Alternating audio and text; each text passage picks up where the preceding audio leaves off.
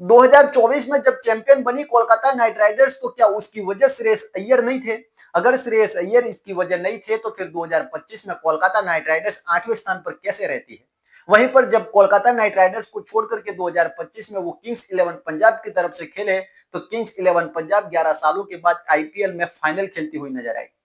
वो तो कम नसीबी रही इस खिलाड़ी की कि वो चैंपियन नहीं बना पाया, वरना 2 साल में 2 टीमों को चैंपियन बनाने वाला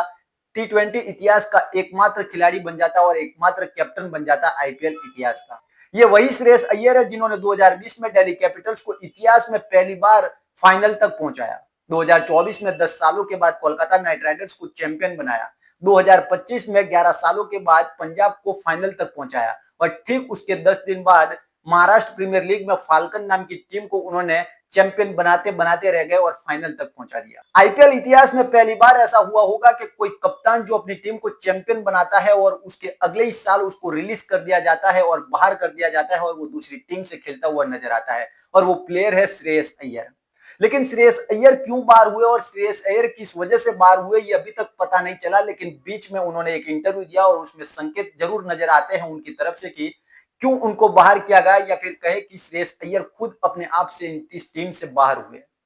दरअसल श्रेयस अय्यर से जब इंटरव्यू में पूछा गया कि आप क्यों इस टीम से बाहर हुए तो उन्होंने डायरेक्ट जवाब बिल्कुल भले ना दिया हो, लेकिन उन्होंने ये जरूर कहा कि अगर मुझे सम्मान मिलता है किसी टीम की तरफ से तो मैं अच्छा खेलता हुआ आपको नजर आ सकता हूं और इस टीम को चैंपियन बना सकता हूं। तो इसका मतलब चैंपियन तो उन्होंने बनाया था केकेआर को, लेकिन शायद वो सम्मान नहीं मिला जिसकी वजह से वो टीम से बाहर हुए। लेकिन श्रेयस अय्यर इस टीम से बाहर हुए उसकी सबसे बड़ी अगर वजह माने तो कोच गौतम गंभीर को माना जाता है, क्योंकि जब केकेआर 10 सालों के बाद चैंपियन बनी तो सबका मानना यही था कि 2014 में इन्होंने चैंपियन बनाया था टीम को एज अ कैप्टन, 2024 में टीम में वो लौटे और कोच के रूप में लौटे, और शायद इस बार की जीत भी शायद इन्हीं की है। और इतना अंडररेटेड किया गया कोच गौतम गंभीर के साथ इनको कि माना कि सारी की सारी जीत गौतम गंभीर की वजह से हुई है। और एक कप्तान के रूप में आपको इतना बुरा तो जरूर लगेगा कि जीत आपकी होती है और लेकिन जीत का सेहरा किसी और के चेहरे पर लगाया जाता है। इस बात में कोई दोहराई नहीं है कि गंभीर का बहुत बड़ा इसमें योगदान रहा, लेकिन जब कोई टीम जीतती है तो सबसे बड़ा सेहरा कप्तान के पास जाता है, लेकिन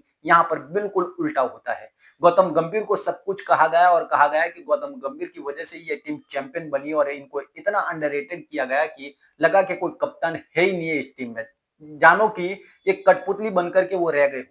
और कोलकाता से हट करके जब वो पंजाब की तरफ खेलने जाते हैं तो पंजाब को 11 सालों के बाद फाइनल में पहुंचा देते हैं, लेकिन फाइनल में जब उन्होंने पहुंचाया तो अपनी कम नसीबी के कारण वो टीम को भले चैंपियन ना बना पाए हो, लेकिन कोलकाता को इतना एहसास तो जरूर दिला दिया कि 2024 में आप जहां चैंपियन बने थे तो वहीं पर 2025 में आप 8वें स्थान पे रहे, और मैंने 2024 में भी टीम को चैंपियन बनाया था और 2025 में भी मैंने टीम को फाइनल तक पहुंचाया।